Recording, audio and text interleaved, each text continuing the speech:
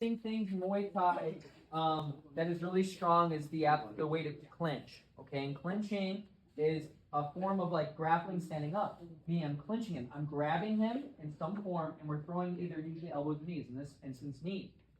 So how good this stuff is. So back in the day, again, if you ever want to look up really great old school kickboxing, there's K1. So there's a guy, very famous Muay Thai fighter, his name's Buakaw Banchamek. Buakaw Banchamek. He was every boy's hero growing up that trained Muay Thai. We all love Buakaw. All right?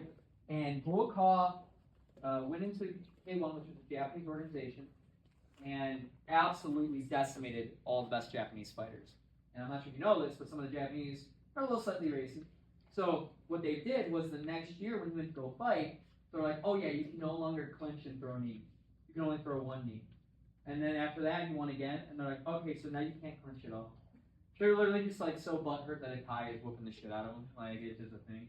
And it was all because of this clinch work that we'll call it. Yeah. So, what we're going to do, guys, we're going to be working 3 different ways to clinch here in this round. We're going to work what we call the Thai plum, which is the long knees. We're going to work the 2 different side clinches with round knees. Okay, just like punches, guys, not all knees are the same. Okay, we have our long knees, which are coming up straight. We're engaging our hip, right? A good long knee, guys, is not this. Okay, with toes out, you're bringing, you're not marching.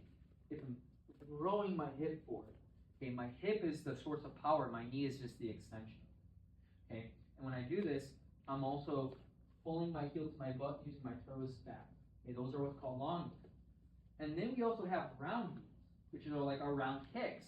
But instead of using the shin, right, I'm now throwing the knee. Okay, these are very strong tools. Okay, so what we're gonna do, guys, first clinch we're gonna work, and we're just gonna go in order on this, is we're gonna work the Thai plum. Now, guys, the Thai plum is my favorite clinch in the whole wide world. It allows for the maximum use of knees and elbows. Okay, what I do with the Thai plum, I take my most dominant hand, and I'm going to grab the back of my partner's head, not the neck, not the neck. The neck is actually not a great control source here. It's the head. Okay, so I'm grabbing the back of his head, and I'm making this frame with my forearm and elbow in his chest and collarbone. The other hand is going to come over and reinforce it. We never do this. He brings his head back real sharp. I break all of my fingers. Okay, and those of you that work like desk jobs, typing, you ain't going to be able to do your job. So, we're here. Another thing, guys, we don't leave our arms out wide. Not saying this is a good suggestion for him either, because I can knee him in the face if he did this. But if you have your arms wide, he just weaves his head out. And now he's going to hit me.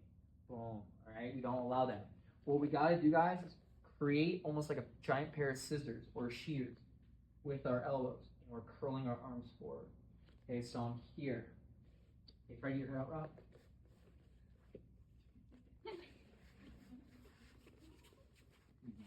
Head out, all right? So what's going to happen is, for this clinch, guys, he's going to make this little X on his body. And the X is not pointed at the ground. See how it's kind of like turned up ever so slightly? From here, guys, I grab my Thai plum, and I'm going to throw 1, skip, 2 knees. Okay? That's it. 2. Okay? Again. 1, 2.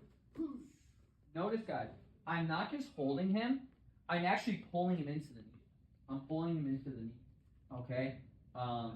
Again, typically the knees would either go to stomach, sternum, though if we're talking self-defense or you're fighting in a full contact Muay Thai fight, you get to become all plastic surgeons, and you're going to use your knees by rearranging their nose. All right? And knocking on teeth. All right? Again. 1, 2, pull. I don't just hold and do this. Escape your leg back. 1, 2. Okay, make it powerful. That's the first clinch we're going to work. You're just going to go in order. The second clinch we're going to work, guys, okay, if you've ever seen like flamenco dances with like the clamshells, we're going to do a very similar thing like that. Rock is going to bring his front pad to my rear side, or sorry, go opposite. So rear pad to the front side underneath. We're going to come here, guys. Okay, this is called a side clinch. Okay, my rear hand is doing this twisting motion.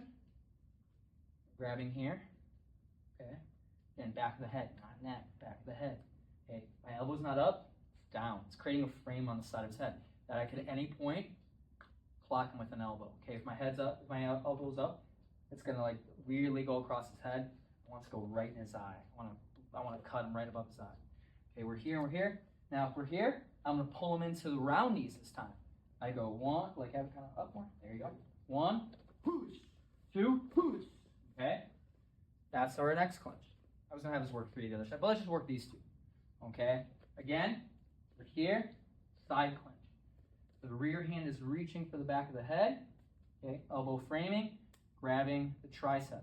Again, guys, anytime we clinch, we're looking for handles to pull them into strikes. Okay, we're here. Again, I'm just on the knee.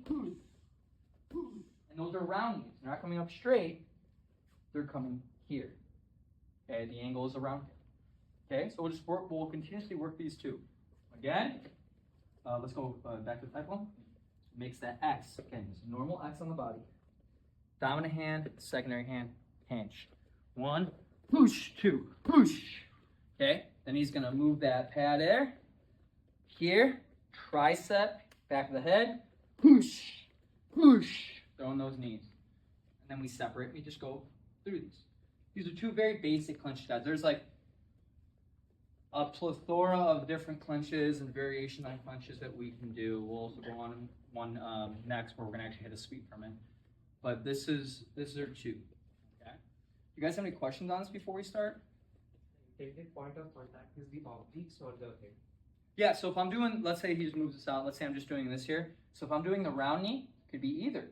If easiest one is I just go to the ribs, I try to break ribs. But obviously if I can pull that head down right to here, same thing here. I'm looking for the stomach or the chest. If I can pull that head down long enough. Again, if you ever want to see the Thai plum being used to absolute perfection, when I was in high school, Anderson Silva just became champion. He was the UFC champion, middleweight champion for many years. He was fighting the current champion at the time, Rich Franklin, who people thought he was pretty unstoppable. And then it was pretty obvious Rich did not train Muay Thai. He was more of a kickboxer. So Anderson brought him into the clinch, kneed him up, and the image is still burned in my brain. You can look it up on Google, like Rich Franklin nose pick. And his nose went from going straight to literally pointing this direction. And he had to have reconstructive surgery on his nose. Yes, it is that powerful, not even exaggerating. Okay, so again, guys, Thai plum, he makes the X, pulling him in, 2 skip knees. Push, push. He then takes the rear pad, goes underneath. No, rear pad. Yep, we're here. Again, it's almost like my arm's twisting like a corkscrew. Here, and pull him in. Push, push. That's what we're working. Cool? All right, I know, clear.